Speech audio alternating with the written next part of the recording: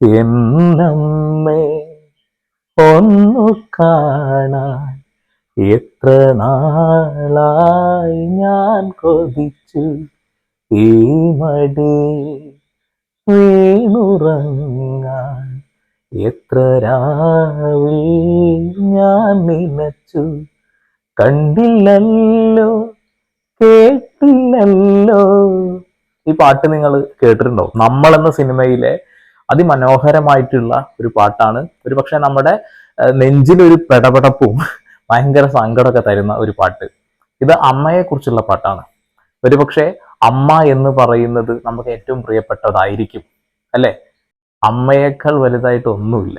ഈ ഒരു കാര്യങ്ങളൊക്കെ മനസ്സിലാവണമെന്നുണ്ടെങ്കിൽ അവരുടെ സ്നേഹം മനസ്സിലാക്കണം, അവരുടെ കരുതൽ ഇഷ്ടപ്പെടണം, അവരുടെ സ്നേഹം ആസ്വദിക്കാനുള്ള ഒരു മനസ്സും കൂടി വേണം. തിരിച്ച് ആ സ്നേഹം പകർന്നു നൽകാനുള്ള ഒരു കഴിവ് നമുക്ക് വേണം. അങ്ങനെ ഇല്ലാത്ത ആളുകൾ അവരെ ചവിട്ടി അരച്ചതിന് ശേഷം വീണ്ടും അവരെ വേണമെന്ന് ആഗ്രഹിക്കുമ്പോൾ അവരൊരുപാട് വൈകിപ്പോയിട്ടുണ്ടാവും. അവർക്കിനി ഒരിക്കലും ആ അമ്മയെ അല്ലെങ്കിൽ ആ ഉമ്മയെ കിട്ടില്ലല്ലോ എന്ന് ആലോചിച്ചുകൊണ്ട് നൂറ ആദില ലെസ്ബിയൻ കപ്പിൾസ് അവരുടെ മാതാപിതാക്കളെയൊക്കെ തള്ളി പറഞ്ഞുകൊണ്ട് അവരുടേതായ ഇഷ്ടത്തിന് വേണ്ടിയിട്ട് ഒരുമിച്ച് ജീവിക്കാൻ പോയി. അതിനുശേഷം ബിഗ് ബോസിലെത്തുന്നു. ബിഗ് ബോസിൽ എല്ലാ വർഷവും ഉള്ളതുപോലെ തന്നെ ഒരു ഫാമിലി വീക്ക് വന്നിരിക്കുകയാണ്. ഫാമിലിയിൽ നിന്നുള്ള ആരെങ്കിലുമൊക്കെ വരണം. ഷാനവാസിന്റെ ഫാമിലി വന്നു, വളരെ സന്തോഷമായിട്ടുള്ള നിമിഷമായിരുന്നു.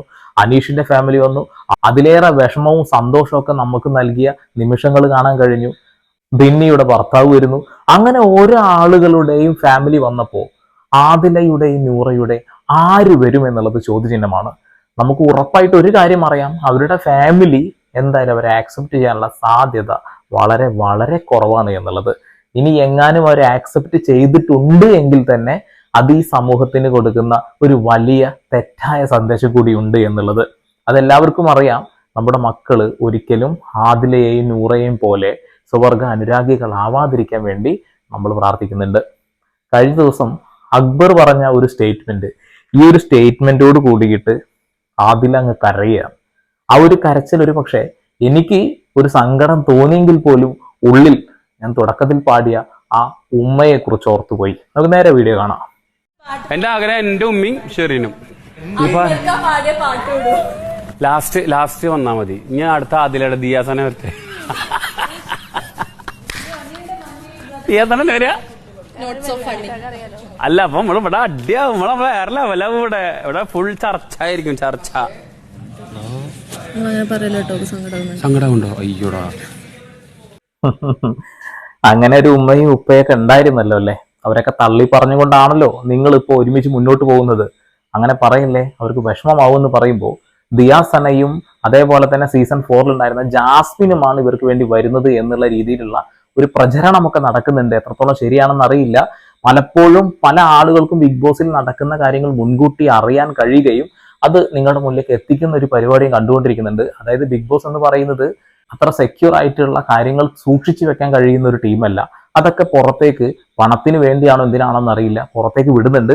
ബിഗ് ബോസിൽ നിന്ന് പുറത്തു പോകുന്ന ആളുകൾ തന്നെയാണ് അത് കൂടുതലായിട്ട് പുറത്ത് പറയുന്നത് എന്നുള്ളതാണ്. ഓക്കെ, അതെന്തോ ആവട്ടെ. അപ്പൊ ദിയാസനയും ജാസ്മിനുമാണ് വരുന്നത് എന്നുള്ള ഒരു കാര്യം അറിഞ്ഞല്ലോ. ഈ ഒരു കാര്യം അക്ബറിന് മുൻകൂട്ടി അറിയുന്നത് എങ്ങനെയാണ്? അതായത് ഇവരുടെ ഗാർഡിയൻ ആയിട്ട് പ്രവർത്തിക്കുന്നത് ദിയാസനയാണ് എന്ന് പലയിടങ്ങളിൽ നിന്നും നമ്മൾ കേട്ടിട്ടുണ്ട്. അത് അക്ബറും കേട്ടിട്ടുണ്ടാകാം. ഇവിടെ അക്ബർ പറഞ്ഞ ഈ വിഷയത്തിൽ എന്തെങ്കിലും തെറ്റ് നിങ്ങൾക്ക് തോന്നിയോ? എനിക്കൊരു തെറ്റും തോന്നിയിട്ടില്ല. കാരണം അവരെ വരാനുള്ളൂ. മറ്റുള്ള ആരെങ്കിലും വരുമെന്ന് വെച്ചിട്ടുണ്ടെങ്കിൽ വരാൻ സാധ്യതയില്ല. അയാൾ കറക്റ്റാ പറഞ്ഞത്. ഇത് കഴിഞ്ഞ നാടകീയമായിട്ടുള്ള രംഗങ്ങളിലേക്ക് കിടക്കുകയാണ്.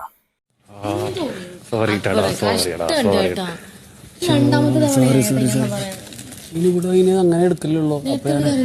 അയാത്രൊക്കെ ആയിട്ടില്ല. സോറി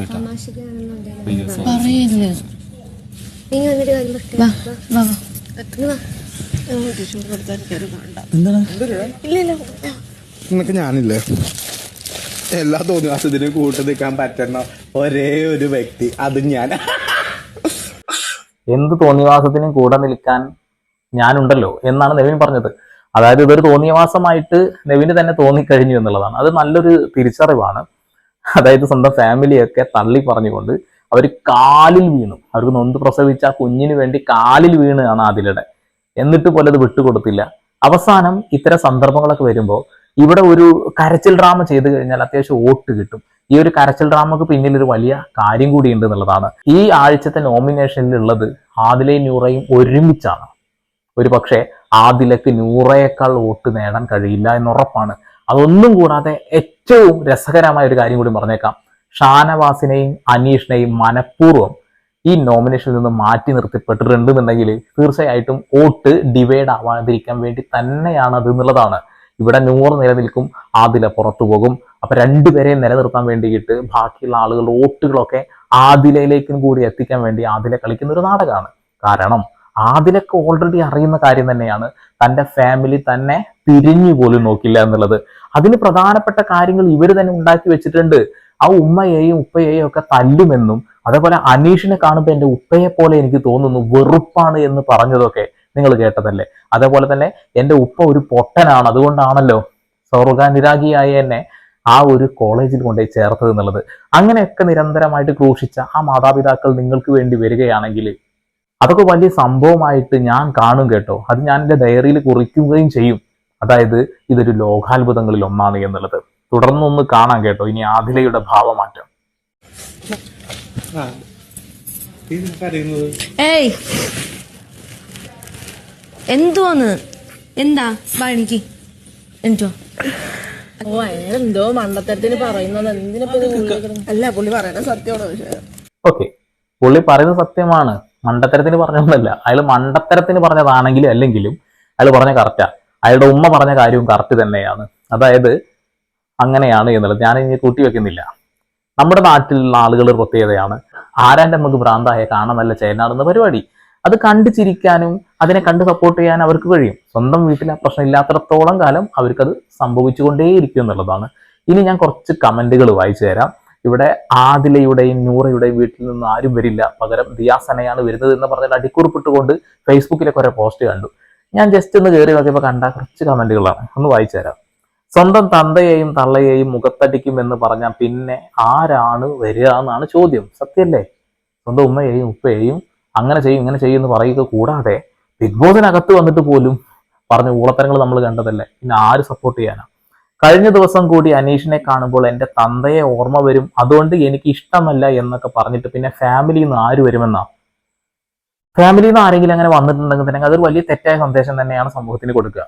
കാരണം വേറെ ഒന്നും കൊണ്ടല്ല, ഒരു മനുഷ്യന്റെ വിഷമം മനസ്സിലാക്കാനൊക്കെ നമ്മളെ കൊണ്ട് കഴിയും. എന്നാൽ പോലും ഈ ഒരു കാര്യത്തിൽ എൻ്റെ മക്കൾക്കോ എൻ്റെ വേണ്ടപ്പെട്ട ആളുകൾക്ക് എൻ്റെ സഹോദരികൾക്കോ ഇങ്ങനെ ഒരു അനുഭവം ഉണ്ടാവല്ലേ, അവർ ഈ രീതിയിൽ ആവല്ലേ എന്ന് ആഗ്രഹിക്കുന്ന ഒരു മനുഷ്യൻ എന്ന രീതിയിൽ എനിക്കിത് ആക്സെപ്റ്റ് ചെയ്യാൻ കഴിയില്ല. നോർമലൈസ് ചെയ്യുന്ന ഒരുപാട് ആളുകൾ ഇവിടെ ഉണ്ട്. അതുകൊണ്ട് പറഞ്ഞത് ഇവിടെ വന്നിട്ടെങ്കിലും അവരെ കുറിച്ച് നല്ലത് പറയാൻ തോന്നാത്ത ഇവരെ പിന്നെ അവർ കാണണോ?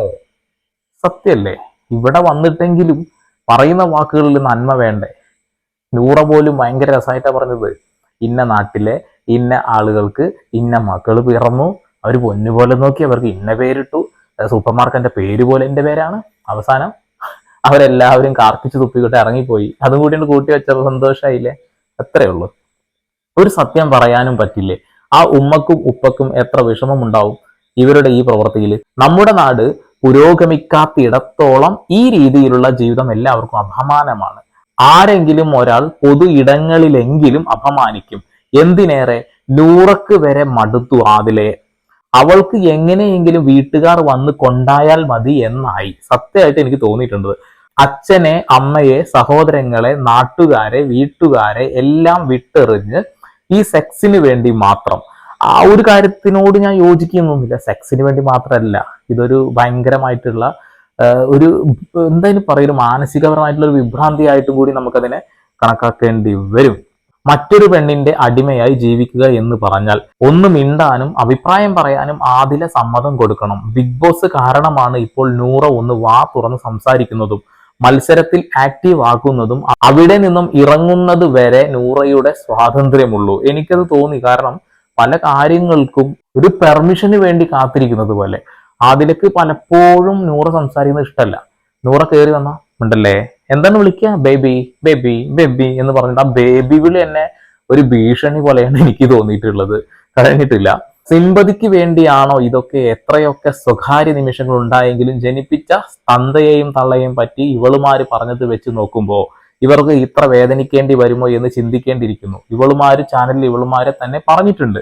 സത്യമാണ്. ഇവര് ചാനലിൽ ഒരുപാട് കാര്യങ്ങൾ അവരുടെ മാതാപിതാക്കളെ കുറ്റം പറഞ്ഞിട്ടുണ്ട്, ഫാമിലിയിലുള്ള ആളുകളെ കുറിച്ച് കുറ്റം പറഞ്ഞിട്ടുണ്ട്. ഇങ്ങനെയൊക്കെ പറഞ്ഞിട്ട് ഫാമിലിയിൽ നിന്നൊക്കെ ആള് വരികയെന്നുണ്ടെങ്കിൽ അത് മഹാത്ഭുതം, മഹാത്ഭുതം, വേറെ ഒന്നും പറയുന്നില്ല. എന്തൊക്കെ പറഞ്ഞാലും ആദില പാവമാണ്. അവൾക്ക് കുറച്ച് ദേഷ്യമുണ്ടെന്നേ ഉള്ളൂ. ജെനുവിനായി തന്നെ ആണ് അവിടെ നിൽക്കുന്നത്. അതൊന്നും എനിക്ക് തോന്നുന്നില്ല. കാരണം എന്താ വെച്ചിട്ടുണ്ടെങ്കിൽ മാതാപിതാക്കളെ കുറ്റം പറയുന്ന കാര്യത്തിൽ നൂറ അത്ര പിന്നിലൊന്നല്ല. ഞാനൊരു വീഡിയോ ഒന്നും കൂടി കാണിക്കുകയാണ്, 2-3 തവണ നിങ്ങൾ കണ്ടിട്ടുണ്ടാവും, എന്നാലും ഒന്ന് കാണുക. പോലെ സംസാരിക്കാം. അപ്പൊ വേഗം എന്താ ആദ്യം ചെയ്യാം? ഞാൻ പോസിറ്റീവ് ആയിട്ട് ഉമ്മാടെ ഒരു നേച്ചർ എനിക്ക് അറിയാം. ഏത് മട? അതോടെ ഓ ഞാൻ ചുമ്മിന്റെ അമ്മയുടെ നേച്ചർ എനിക്ക് വരിക. ഞാൻ എന്ത് ചെയ്യുന്നില്ല, ഞാൻ മൂത്തടിക്കും. മൂത്തടിച്ചിട്ട് പുറത്തെടുത്ത് മൂത്തടിച്ചിട്ട് ഞാൻ എന്താക്കും, തിരിച്ചു കൊണ്ടുവരാൻ നോക്കും. To yourself. മൂത്തടിച്ച് തിരിച്ചുകൊണ്ടിരാനാ അറ്റ്ലീസ്റ്റ് ഒരു കൂടത്ര സ്വാമിയുടെ അടുത്തെങ്കിലും എന്റെ മൈമയുടെ കോണ്ടാക്ട് പോയി വിളിച്ചു വിചാരിച്ചു. ഇങ്ങനെ അതൊന്നും എനിക്ക് കോണ്ടാക്ട് ഇല്ലല്ലോ. ഞാൻ എന്ത് ചെയ്യും, ആദ്യം തന്നെ മുഖത്ത് ഒറ്റടിക്കും. എന്നിട്ടൊരു എന്താ പറയാ വല്ല ഇതില്ലേ കുന്തമ്പത്തെ സാധനം കുന്തിയ വടി വടി വടി അതില്ലേ ഒലക്ക, അത് വെച്ചാൽ തല കടിക്കണം. ഉമ്മയെ അടിക്കുമെന്നും കുത്തുമെന്നൊക്കെ പറഞ്ഞ ഈ വ്യക്തി ഉമ്മക്ക് വേണ്ടി കാത്തിരിക്കുന്നു. കൊള്ളാം, അടിപൊളി. എൻ്റെ പൊന്നു മക്കളെ, ദയവ് ചെയ്ത് ഇവരെ സപ്പോർട്ട് ചെയ്യണ പരിപാടി ഒന്ന് നിർത്തണം. ഇവരുടെ ഓരോ ദിവസത്തെയും വീഡിയോസ് കട്ട് ചെയ്ത് ഇട്ട് മാനിപ്പുലേറ്റ് ചെയ്ത് ഇവിടെയുള്ള കുട്ടികളിൽ ഒരു വിഷം പാകുന്ന രീതിയിലേക്ക് മാറുന്നുണ്ട് എന്നുള്ളതാണ്. നമ്മുടെ മക്കൾക്ക് എന്തെങ്കിലും ഒരു അസുഖം വരികയാണെങ്കിൽ ട്രീറ്റ്മെന്റ് ചെയ്ത് അത് മാറ്റിയെടുക്കുക എന്നുള്ളതാണ്. മനുഷ്യന്മാരാണ് നമ്മളെന്നൊരു കാര്യം മനസ്സിലാക്കണം. പ്രകൃതി നിയമം ഏറ്റവും കൂടുതൽ ലംഘിക്കുന്നത് നമ്മളാണ്. ഈ പ്രകൃതിയെ ഈ രീതിയിൽ ആക്കിയെടുത്തത് നമ്മളാണെന്നുള്ള ബോധം വേണം. ഏകദേശം 60 രാജ്യങ്ങളാണ് LGTV നിരോധിച്ചിട്ടുള്ളത്. അത് മനസ്സിലാക്കണം. LGBT മനസ്സിലായില്ലേ? ആ സാധനം കേട്ടോ. ഇനിയിപ്പോൾ അത് പറഞ്ഞെന്ന് പറയണ്ട. അങ്ങനെ നിരോധിച്ചിട്ടുള്ളത് നമ്മുടെ രാജ്യം നിരോധിക്കാതിരിക്കാൻ ഒരു കാരണം കൂടിയുണ്ട്. ഹിജഡ സംസ്കാരം എന്നൊരു സംഭവം തന്നെ നമ്മുടെ ഹിന്ദു മതവിശ്വാസ പ്രകാരം ഒരു മൂലയിൽ നിന്ന് കിടക്കുന്നുണ്ട്. പല ആളുകൾ അത് അംഗീകരിക്കില്ല എന്ന കാര്യം നമുക്കറിയാം. എന്നാലും അതൊരു സത്യമാണ്. ഈ ഒരു ഹിജഡ സംസ്കാരം ഉള്ളത് കൊണ്ട് തന്നെയാണ് അടിവരയിട്ട് ഞാൻ പറയുന്നു, 100% സത്യസന്ധമായി ഞാൻ പറയുന്നു, ഇവിടെ LGBTQ ഒക്കെ നിലനിന്ന് പോകുന്നത് എന്നുള്ളതാണ്. നിങ്ങൾ കേരളം വിട്ട് എവിടെ യാത്ര ചെയ്യുകയാണെന്നുണ്ടെങ്കിലും ട്രെയിനിൽ നിന്നുണ്ടാവുന്ന ദുരനുഭവങ്ങൾ നിങ്ങൾക്ക് അറിയാമല്ലോ. ഇവർ കൂട്ടം കൂട്ടമായിട്ട് വരുന്നു, അവർ വന്ന് തുണി പൊക്കുന്നു, പൈസ വാങ്ങുന്നു, ബലമായിട്ട് നമ്മൾ ഉപദ്രവിക്കാൻ ശ്രമിക്കുന്നു, അങ്ങനെ പല രീതിയിലുള്ള കാര്യങ്ങളുണ്ട്. ഇപ്പോ കേന്ദ്ര ഗവൺമെന്റ് ട്രെയിനിൽ അവർ കയറാൻ പാടില്ല എന്നുള്ളതും ടിക്കറ്റ് എടുക്കാതെ യാത്ര ചെയ്യാൻ പാടില്ല എന്നുള്ള ഒരു നിയമം കൊണ്ടുവന്നിട്ടുണ്ട്. എന്നാൽ അത് പൂർണ്ണമായിട്ട് നടപ്പിലാക്കാൻ കഴിയില്ല. കാരണം ഇവരുടെ ഉപജീവന മാർഗം ഇതായതുകൊണ്ട് തന്നെ അവർ ആ രീതിയിൽ തന്നെയാണ് മുന്നോട്ട് പോകുന്നത്. ഇത് ഹിജഡ സംസ്കാരത്തെ കുറിച്ചാണ് ഞാൻ പറയുന്നത്.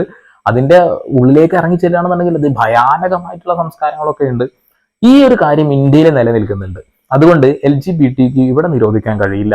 പിന്നെ ജനാധിപത്യ രാജ്യമായതുകൊണ്ട് തന്നെ ഓരോ മനുഷ്യന്മാർക്കും മൗലികാവകാശങ്ങൾ നമ്മുടെ ഭരണഘടന കൃത്യമായിട്ട് കൊടുക്കുന്നുണ്ടല്ലോ. അത് ഉപയോഗിച്ചുകൊണ്ട് തന്നെയാണ് ഇവർ മുന്നോട്ട് പോകുന്നത്. എന്നാൽ വെറും 5-10% ഇവരുള്ളൂ. ഇവർ മെജോറിറ്റി എങ്ങാനും ആയി കഴിഞ്ഞിട്ടുണ്ടെങ്കിൽ മനുഷ്യകുലം തന്നെ ഇല്ലാതാവും എന്നുള്ള കാര്യം നമുക്കറിയാമല്ലോ. അപ്പൊ ചില ആളുകൾ പറയും, വെറും 5-10% ഇവർക്കെതിരെ നിങ്ങൾ എന്തിനാ സംസാരിക്കുന്നത്? അവരങ്ങനെ ഉണ്ടായെങ്കിൽ കൂടി നമ്മുടെ സമൂഹത്തിന് എന്ത് പ്രശ്നമാണ് ഉണ്ടാവാൻ പോകുന്നത്? ഇവിടെ ബാക്കിയുള്ള ആളുകൾ റീപ്രൊഡക്ഷൻ ചെയ്ത് കുഞ്ഞുങ്ങൾ ഉണ്ടാവില്ലേ എന്നുള്ളതാണ്. ഇങ്ങനെ പറയുന്ന ആളുകളുണ്ടല്ലോ, ഈ അഭിപ്രായം പറയുന്ന ആളുകളുണ്ടല്ലോ, അവരുടെ മക്കള്, അവരുടെ വേണ്ടപ്പെട്ട ആളുകൾ, അവരാരും LGBTQ ആളുകളാവില്ല. അങ്ങനെ ആയ ഒരാൾക്ക് പറയാൻ പറ്റും അല്ലെ? അപ്പൊ നമ്മൾ അയാളുടെ വീട്ടിൽ അങ്ങനെയാണ് കേട്ടോ, അല്ലെങ്കിൽ ഒരു LGBTQ ഒരാൾ പറയുകയാണെങ്കിൽ പോലും നമുക്ക് അംഗീകരിക്കാനും കഴിയില്ല അല്ലെ? അപ്പൊ ഇതാണ് അവസ്ഥ. മറ്റുള്ള ആളുകൾക്ക് സംഭവിക്കുന്ന, മറ്റുള്ള ആളുകൾക്ക് ഉണ്ടാവുന്ന വിഷമം നമുക്കിവിടെ അഭിപ്രായം പറയാൻ ഒരു ബുദ്ധിമുട്ടില്ല. ഇവിടെ ഇപ്പോൾ നൂറയ്ക്കും ആദിലേക്കും ഉണ്ടാവുന്ന വിഷമത്തെ കുറിച്ചിട്ട് ഞാൻ ആലോചിക്കുകയാണെന്നുണ്ടെങ്കിൽ അവർ ഭയങ്കരമായിട്ട് വിഷമിക്കുന്നു പാവങ്ങൾ എന്ന് ഒറ്റ വാക്കിൽ അവസാനിപ്പിക്കാനും അതിന് പകരം നൊന്ത് പ്രസവിച്ച ഉമ്മയെ കുറിച്ചും ആ മാതാപിതാക്കളെ കുറിച്ചിട്ട് ആലോചിക്കുമ്പോൾ ഒറ്റ വാക്കിൽ എനിക്ക് അവസാനിപ്പിക്കാനും കഴിയാത്തത് എന്തുകൊണ്ടാണെന്ന് വെച്ചിട്ടുണ്ടെങ്കിൽ ഇവർ പറയുന്ന അതേ മനുഷ്യത്വം തന്നെയാണ് എന്നിലുള്ളത് അല്ലേ? അത് മനസ്സിലാക്കാനുള്ള ബോധം ഇവിടെയുള്ള പല ആളുകൾക്കില്ല. അതുകൊണ്ടാണ് LGBTQ വലിയ രീതിയിൽ സപ്പോർട്ട് ചെയ്യുന്നത്. എൻ്റെ വീട്ടിലെ സംഭവിക്കരുത് എന്ന് ഞാൻ പറയുമ്പോൾ എന്തിനു പറയുന്നു? ഇങ്ങനെ ഒരു ജന്മം എനിക്ക് ഉണ്ടാവല്ലേ എന്ന് ആഗ്രഹിക്കുന്നതാണ് ജാസി കുറ്റിപ്പുറം പറഞ്ഞത് അല്ലേ? എന്നെ പോലെ ഒരാൾക്ക് നിങ്ങളുടെ മകന് കെട്ടിച്ചു കൊടുക്കില്ലല്ലോ, എനിക്കൊരു കുഞ്ഞുണ്ടായി ഞാനത് ചെയ്യില്ല എന്ന് തന്നെയാണ് ജാസി പറഞ്ഞിട്ടുള്ളത്. അപ്പൊ അത് തന്നെയാണ് ഇതിൽ നിന്ന് മനസ്സിലാക്കേണ്ടത്. പല ആളുകൾക്കും നല്ല സ്വന്തം മനസാക്ഷിയോട് തന്നെ ചോദിക്കുമ്പോൾ ഇത് അംഗീകരിക്കാൻ കഴിയാത്തൊരവസ്ഥയാണ്. ഓക്കെ, നമ്മൾ വിഷയത്തിൽ നിന്ന് വഴുതി അങ്ങോട്ടോ പോയി അല്ലേ? തിരിച്ചു വരികയാണെന്നുണ്ടെങ്കിൽ ആദിലയുടെയും നൂറയുടെയും ഫാമിലിയിൽ നിന്ന് ആരെങ്കിലും വരുമോ? എനിക്കിപ്പോഴും വിശ്വാസം വരില്ല എന്ന് തന്നെയാണ് വന്നു കഴിഞ്ഞാൽ അതൊരു തെറ്റായ സന്ദേശം തന്നെയാണ് കൊടുക്കുന്നത്. അവർ മതപരമായി നോക്കുകയാണെന്നുണ്ടെങ്കിൽ ഇസ്ലാം മതവിശ്വാസ പ്രകാരം അത് തെറ്റായ ഒരു കാര്യമാണ്, അതിനെ പ്രോത്സാഹിപ്പിക്കാൻ പാടില്ല എന്ന് കൃത്യമായിട്ട് അടിവരയിട്ട് എഴുതി വെച്ചിട്ടുണ്ട്. ഒരു ഇസ്ലാം മതവിശ്വാസിക്ക് പൂർണ്ണമായിട്ടും ആ ഒരു കാര്യത്തിനെ യോജിക്കാൻ കഴിയില്ല. അവരുടെ മതവിശ്വാസം പ്രകാരം അവർ മതം പഠിപ്പിക്കുന്ന ഒരു കാര്യത്തിൽ ഈ ഹിജഡ സംസ്കാരം അവരിലില്ല. എന്നാൽ ഹൈന്ദവ മതവിശ്വാസ പ്രകാരം അത് ഉണ്ട്. ആ ഒരു കാര്യത്തിന് നമുക്ക് ഒരിക്കലും തള്ളിക്കളയാനും കഴിയില്ല, കാരണം അത് വിശ്വാസത്തിന്റെ ഭാഗമായിട്ട് കിടക്കുന്നുണ്ട്. എന്നാൽ പോലും ആ വിശ്വാസികളായ ആളുകൾക്കും സ്വന്തം മക്കൾ ആ രീതിയിൽ പോകുന്നതിന് താല്പര്യമില്ല. ഇവിടെ നൂറയുടെയും മാതിലയുടെയും വീട്ടിൽ നിന്ന് ആരെങ്കിലുമൊക്കെ വരുന്നതിൽ നമുക്ക് യാതൊരു സങ്കടമുള്ള കാര്യമില്ല കേട്ടോ. വന്നാലും വന്നില്ലെങ്കിലും നമ്മളെ ബാധിക്കുന്ന വിഷയമാകരുത് ഈ വിഷയം. ഇതൊരു നോർമൽ വിഷയമായിട്ട് പറയാൻ എനിക്ക് താല്പര്യമില്ല, അത്ര പറയുന്നുള്ളൂ. അക്ബർ പറഞ്ഞ വാക്ക് കറക്റ്റാണ്. ഇന്ന ആളല്ലേ വരാൻ നിൽക്കുന്നത്, അവരല്ലേ വരാനുള്ളൂ. ആദിലയും എന്താ പറഞ്ഞ അവരെ വരാനുള്ളൂ എന്നുള്ളത്. പിന്നെ ഇപ്പൊ നമ്മളെന്ത് പറയാനാണല്ലേ. എന്തായാലും നമ്മൾ നമ്മളെ മക്കളെ കാത്ത് സൂക്ഷിക്കുക, വേറൊന്നും പറയുന്നില്ല. വീണ്ടും വരെ പുതിയ വാർത്താവിശേഷങ്ങളുമായി ഇവിടെ പോൾ സൈനിങ് ഓഫ്.